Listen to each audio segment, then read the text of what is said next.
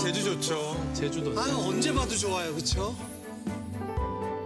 7년의 연애 끝에 맞이한 가슴 벅찬 순간이었습니다. 실제 결혼식 때 찍었던. 네, 실제 영상입니다. 제주 토박이 커플이라고 해요. 동갑내기 부부에게 찾아온 선물. 아우. 정말 좋았죠. 정말 행복했죠. 그리고 처음에 이란성 쌍둥이도 좋다 생각했는데 일란성 쌍둥이라고 하니까 더 좋았죠. 그냥 더 특별하다고 생각해가지고. 와, 똑같이 생겼어요. 둘이기에 행복도 기쁨도 2배였습니다. 즐거웠어요. 뭐 힘든 것도 엄청 힘들었는데 대신 좋은 기억도 진짜 엄청 많고 항상 똑같은 거 2개씩 다 준비하고 유모차도 쌍둥이 유모차. 그런데 아프다고도 못 해보고 좋은데? 의사는 몰랐대요. 그때 알았으면 애를 더 살릴 수도 있는 거 아니에요. 아니요, 사과하지 마세요. 달라지는 게 하나도 없어요. 아직도 제 앞에 있는 것 같은데. 어느 날 한 아이의 시간이 멈춰버렸습니다. 이 가족에게는 무슨 일이 있었던 걸까?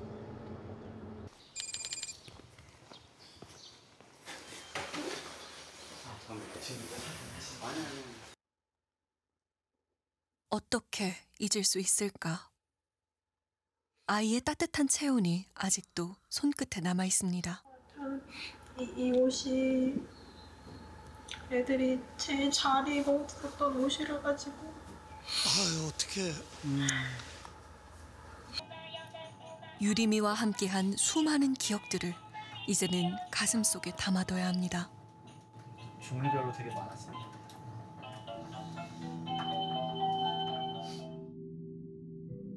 모든 일이 시작된 건 지난 3월. 원래는 괜찮았는데 목에 좀 식목 소리가 나면서 목이 좀 아파하는 것 같더라고요. 그래서 9일날 PCR 검사를 하고 10일 오전에 이제 양성 판정이 받아서 3월 10일 코로나19 확진 판정을 받은 첫째 유리미. 아이고. 새벽에 이제 확실히 유리미가 더 상태가 안 좋아졌거든요. 그래서 잠도 잘 못 자고 그래가지고 이제 아빠가 안 되겠다, 우리 응급실 가서 거기서 제대로 된 치료를 받자 해서 이제 119에 신고하고 응급차가 와서 제주대학병원 응급실로 가게 된 거예요. 12개월 유리미에게 큰 문제가 있진 않을까 초조하게 진료를 기다렸습니다.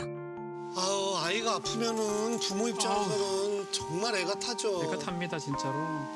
그런 엄마의 마음을 아는지 씩씩하게 버텨주었다는 유리미. 의사가 왔는데 그 의사는 지금 뭐 폐 상태는 괜찮고 목만 살짝 부어 있는 상태니까 그냥 뭐 있어도 괜찮다. 더 있다가 상황을 지켜보자 이렇게 말씀하고 의사는 가셨고. 다행히 크게 걱정하지 않아도 된다는 의사의 말. 유리미의 상태도 점차 좋아지고 있었습니다. 다행이네요. 뭐. 보니까 괜찮은 것 같아요. 아, 이제 한시름 놓아도 되겠네요. 그런데 불과 3시간 후 갑자기 정신을 잃은 유리미. 내가 갑자기 진짜 그냥 푹 이렇게 된 거예요. 그래서 뭐지 했는데 숨을 잘 못 쉬어. 처음에 숨을 잘 못 쉬었어요. 숨을 잘 못 쉬더니 이제 눈에 초점이 사라지는 거예요. 그리고 입술도 엄청 파래지고. 아이고. 그래서 이거 진짜 어떡하지 하다가. 순식간에 악화된 유리미의 상태. 어떻게 이런 일이 벌어진 걸까? 도무지 이해할 수가 없었습니다. 그것이 유리미의 마지막 모습이었습니다. 아이고, 참. 유리미의 사인은 코로나19로 인한 심근염. 코로나 바이러스로 인해서 심근염이 온 것 같다. 이 코로나가 이렇게 무서운 거였구나. 너무 자책하고 있었죠. 제가 애한테 코로나를 옮겨줘서 준 거라니까. 그렇게 한순간에 아이를 떠나보내야만 했습니다. 세상에. 그런데 일주일 후 병원으로부터 걸려온 한 통의 전화. 초면에 전화드렸는데요. 저는 그 제주대학교 병원 더흥동 간호과장입니다.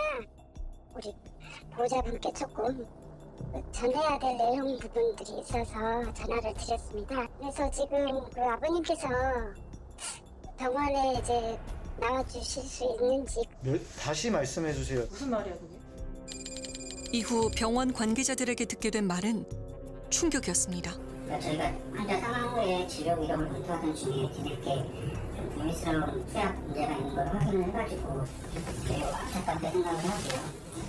투약이요? 의료 사고가 있었던 건가요? 도대체 그날 병원에서 무슨 일이 있었던 걸까? 유리미가 사망했던 그때로 시간을 되돌려 봐야겠습니다. 유리미에게 이상 증세가 생기기 15분 전. 그 5시 반에 그때가 그 환자들 석식 들어오는 시간인데 또 그 환자들 약 먹으라고 약도 주고 막 그렇게 해서 사람들이 엄청 많이 들어오는 시간이었거든요. 그때 아마 간호사가 들어와서 저희한테 주사를 놨는데 저는 주사를 온지도 몰랐어요. 그냥 주사 놓고 휙 간 것 같아요. 오후 5시 30분 유리미는 의문의 주사를 맞았습니다. 이게 지금 무슨 주사를 맞은 걸까요? 그리고 불과 15분 후 정신을 잃었습니다. 유리미에게 투약된 문제의 약물. 에피네프린이 보통 호흡기 치료용으로 사용을 해야 되는데 5시 반 호흡기 치료용을 준비된 에피네프린이 하나의 그 정맥 주사 발인에서 기관지 확장과 심정지시 심박수 증가 목적으로 사용되는 고위험 약물 에피네프린. 아니, 호흡기로 들이마셔야 하는 약물이 정맥 주사를 통해 몸속으로 직접 투약됐다는 겁니다. 아유, 세상에. 일반적으로는 몸무게당 10마이크로그램을 사용하게 돼 있어요. 즉 미리그램으로 따지면 0.01mg. 10kg로 가정했을 때는 아까 말씀드린 0.1mg이 이제 정맥으로 투여할 때 권장되는 용량이기 때문에 50배 정도가 되겠죠. 아이고. 50배가 들어갔다고 하면 사실 뭐 좀 상상하거나 예상하기가 쉽지는 않을 것 같습니다. 기준치의 무려 50배에 달하는 약물은 12개월 유리미가 감당하기엔 너무 가혹했습니다.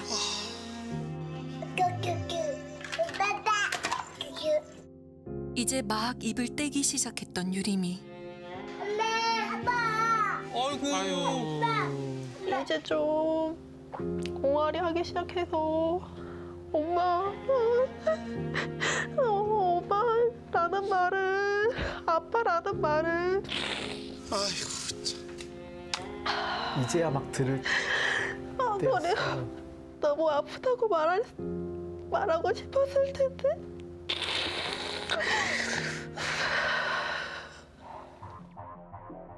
어떻게 이런 일이 일어난 걸까?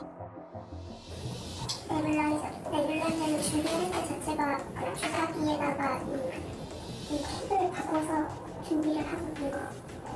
그래서 제가 준비하면서 진짜 거짓말같이 딱 그 캡이 그 칸에서 떨어진 거예요.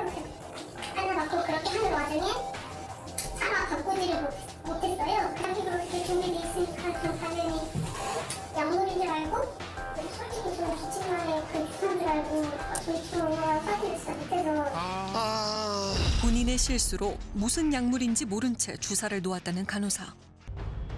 충격도 잠시, 더 믿기 힘든 이야기가 들려왔습니다. 상황이 끝날 때까지 계속 모르고 의료진은 어느 분도 보고를 받지 못하셨다는 거예요. 의사분은 되게 떳떳하셨어요. 진짜 되게 떳떳하게 난 모른다. 의사분들은 그냥 우린 정말 몰랐고 할 만큼 했다. 근데 간호사가 잘못한 걸 어쩌느냐. 약간 그런 답변이었죠. 오후 5시 45분 투약 사고 후 숨을 쉬지 못하는 유리미. 1분 1초가 급했습니다. 그리고 그때야 간호사들이 우르르 온 거죠. 저희의 상태 보려고. 산소포화도 측정기계 가져와서 손에 꼽았는데 측정이 안 되는 거예요. 근데 그 기계 가지고 계속 손에 꽂았다가 다리에 꽂았다가 귀에 꽂았다가 그것만 계속 반복하고 있는 거예요. 저희는 숨이 나와가고 있는데. 시간은 계속 가는데. 장비 고장과 의료진의 잇따른 실수로 자꾸만 늦어졌다는 응급처치. 아유. 결국 장비가 마련된 다른 병동으로 옮겨야만 했는데요. 6시 25분 담당 의사가 도착했습니다. 폐가 갑자기 안 좋아졌다는 거예요. 근데 아기가 이렇게 갑자기 안 좋아지는 경우가 거의 드물다고 하시더라고요. 그럼 옮기고 나서 그럼 했던 처치들은 어떻게 보면 의사 선생님이 이 투약 실수를 모르고 네, 그 했던 호흡에 대한 처치들. 네, 그 후두염에 대한 처치를 했을 거예요. 아마 몰랐으면. 의료진이 유리미의 상태를 정확히 파악하지 못한 채 처치를 했다는 것. 만약에 알았더라면 상황이 달라질 수 있어요. 상황이 그렇다면은 오히려 접근이 폐 쪽이 아니라 신장 쪽으로 접근이 됐을 수도 있어요. 신장 쪽에 접근이 되고 신장 기능이 많이 떨어져 판단이 되면 필요하면 저감까지도 빨리 치료를 해봐야 되지 않을까 싶습니다. 그렇다면 대체 왜 의사는 투약이 잘못된 사실을 몰랐던 걸까? 그러게요. 유리미에게 이상 증세가 나타난 직후 해당 간호사는 곧바로 자신의 투약 실수를 알아차렸습니다. 곧이어 그날 병동에 있던 간호사 중 6명이 이 사실을 알게 되었습니다. 6명이 알고 있었다고요? 근데 왜 아무도 의사한테 말을 안 한 거예요? 저 얘를 그래도 살릴 수 있는 기회가 있었는데 그때 알고 있었는데 그 간호사들은 알고 있었는데 진짜 왜 숨겼을까요? 왜? 당시 모든 보고를 받은 한 사람, 바로 간호 책임자인 수간호사였습니다. 하지만 끝내 의사에게 투약 사고 사실을 전하지 않은 수간호사. 유리미가 생사를 오갈 때도 그녀의 입은 굳게 닫혀 있었는데요. 아니 왜 말을 안 했던 거예요? 아이고 의료진이 참. 저러면 안 되는 거 아닙니까? 숨겨둔 진실이 밝혀진 건 유리미가 사망한 지 이틀이 지난 후. 그녀는 대체 왜 침묵했던 걸까? 이해가 안 되네요.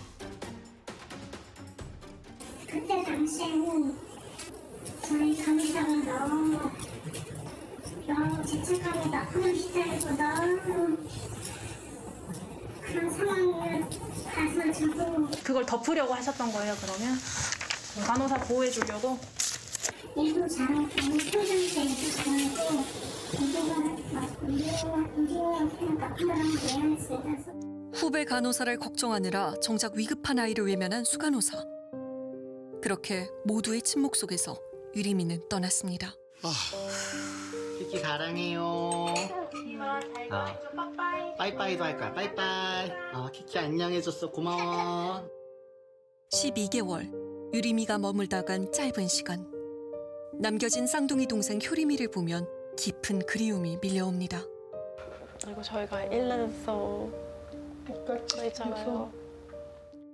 를 보면 유리미가 계속 생각이 나요. 언니 유리미와 동생 효리미. 둘은 언제 어디서나 함께였습니다. 그렇게 평생을 친구이자 자매로 함께 살아가길 바랐는데요.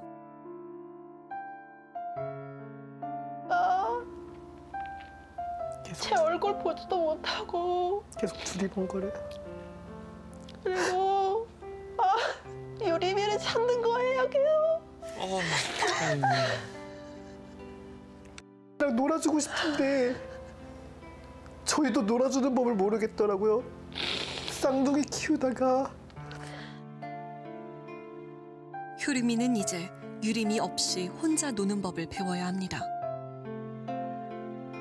과연 언제쯤이면 유리미 없는 일상이 익숙해질 수 있을까요? 지난 4월 28일 의료진들이 기자회견을 열고 고개를 숙였습니다. 유족분들에게 너무 큰 상처와 심려를 끼쳐드린 데 대해 심심한 사과의 말씀을 드리며 이에 제주학교병원은 향후 진행되는 경찰 조사에 성심성의를 다해 임할 것을 말씀드립니다.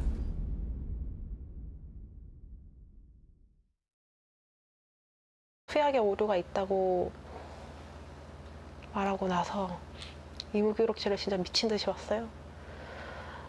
근데 진짜 여기저기 물어보고 했는데 문제가 없는 거예요. 무슨 약을 잘못 놨는지 안 나와 있는 거예요. 네? 병원으로부터 받은 의무 기록지를 꼼꼼히 살펴봤다는 부부. 하지만 이상하게도 투약 실수와 관련한 내용은 전혀 찾아볼 수 없었다는데요.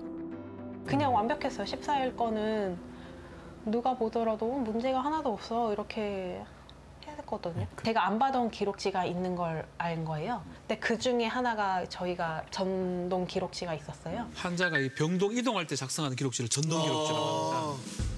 그 안에는 숨겨진 진실이 담겨 있었습니다. 유리미가 의식을 잃었던 11일 오후 6시 58분 투약 실수 내용이 적혀 있습니다. 하지만 2시간 뒤 해당 의무 기록에서 에피네프린 처방 내용이 사라집니다. 이거 삭제해버렸네? 뒤이어 유리미가 사망한 12일 투약 내용을 적었던 부분 전체가 기록에서 사라졌습니다. 아이고. 뭐야? 야. 누가 어떤 이유로 유리미 죽음에 얽힌 의료 기록을 조작한 것일까? 그때는 저는 진짜 아무것도 모르고 저 달래주시고 막 그 짐 다 챙겨다 주시고 계속 위로해 주시고 하니까 저는 정말 너무 감사하다고 막 그랬거든요. 근데 그 시간에 담당 간호사가 전동 기록지를 삭제했어요. 해당 병원에서 작성한 내부 보고서에 따르면 의무 기록 삭제를 지시한 이는 수간호사. 야.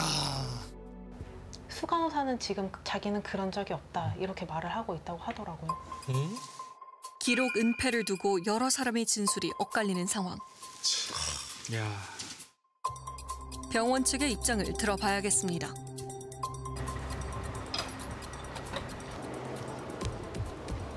저희 MBC 실화탐사대라는 방송에서 나왔거든요.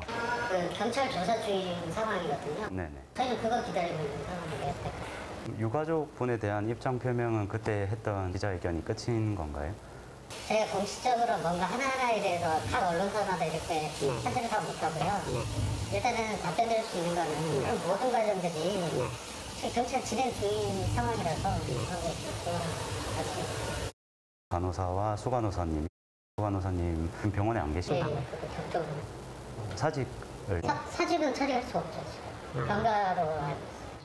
병원 내부 조사에 참여했던 간호과장은 뭔가를 알고 있을까? 전동 기록지를 수정한 문제가 있던데 그거에 대해서는 간호과장님은 전혀 모르는 일이신가요? 예, 전혀 몰랐어요. 전동 기록지 수정은 누가 지시한 건가요? 지시한 사람 없어요. 담당 간호사가 했죠. 응? 아, 간호사님께서 수정을 했다는 말씀이시죠? 의료진의 본인의 의지로 직접 수정을 했단 말씀이시죠? 네. 어, 그렇게 대답을 했어요, 제가. 제가 조사한 걸로는 수간호사가 지시하라고 하지 않았다고 했어요. 그거는 수사에서 밝혀질 겁니다. 취재 도중 유리미 가족에게 뜻밖의 연락이 왔습니다. 올해 6살이 된 민호. 하지만 아빠의 눈에 민호는 여전히 19개월입니다.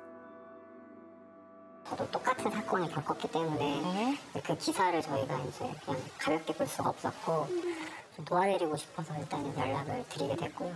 네. 유리미의 소식을 접하고 큰 충격을 받았다는 민호 아버지. 유리미와 같은 사고를 겪은 건가요? 민호가 19개월이던 4년 전 고열로 병원을 찾은 것이 비극의 시작이었습니다. 당시 투약된 약물은 에피네프린 5mg. 민호는 곧바로 정신을 잃었습니다. 똑같은 약물이네요. 똑같네요. 결국 뇌 손상을 입고 전신마비 진단을 받은 민호. 누군가의 도움 없이는 혼자서 몸을 가눌 수조차 없는데요. 아이고. 인식 기능을 잃어버린 민호에게 유일하게 남은 감각은 청각. 이제 입으로 그 무엇도 씹을 수가 없게 됐습니다. 평생 이 관에 의지해 영양분을 섭취하며 살아가야 하는데요. 민호의 삶을 바꿔놓은 그 사고가 또다시 반복될 줄은 몰랐습니다. 사실 돕는다기보다 약간 좀 죄송한 마음이 있어요. 옛날에 이거를 좀 더 적극적으로 공론화 시키거나 아이고, 했어서 뭔가 이 약물에 대한 어떤 프로세스나 어떤 이런 게 있었다면 유림이가 사건 소식이 없었을 수도 있는 거 아닌가라는 솔직히 그런 생각이 좀 들었네요. 아버님께 좀 죄송하다. 안타까운 의료사고는 비단 이 병원만의 이야기는 아닙니다. 안전수칙은 있지만 한순간의 작은 실수나 부주의로도 투약사고가 반복되는 상황. 소중한 생명을 지킬 책임을 단지 개인의 노력에 맡겨도 되는 걸까? 주사기는 똑같이 누가 봐도 혼란스럽고 헷갈릴 수 있게 만들어 놓고는 네가 알아서 철저히 잘해야 된다라고 하자면은 1000명 가운데 999명은 잘하겠지만 한 명은 깜빡하는 거예요. 그러다가 그렇죠. 의료사고가 나는 거죠. 뭐. 주사기를 이렇게 색깔을 달리하거나 이렇게 라벨링을 붙여서 형태를 사용하는 방법도 일선 임상 현장에서 많이 사용하고 있는 방법인데 아마도 이 모양 자체를 달리해서 요철 형태로 투입구와 똑같이 맞지 않으면 아예 주사를 할 수 없을 정도가 되어 있다라면 아예 다른 경로로 투여가 되는 걸 아예 원천적으로 방지할 수도 있을 겁니다. 비용적인 문제라든가 이런 현실적인 문제 때문에 일상화되거나 현실화되어 있지는 않은 부분이 있는 것 같습니다. 그런 부분은 나중에 환자 안전 측면을 생각을 한다면 적극적으로 지원을 해야 될 부분이라고 생각이 들고요. 엄마 아빠는 마음속으로 유림이와 한 가지 약속을 했습니다. 우리 같은 부모가 안 나왔으면 좋겠다.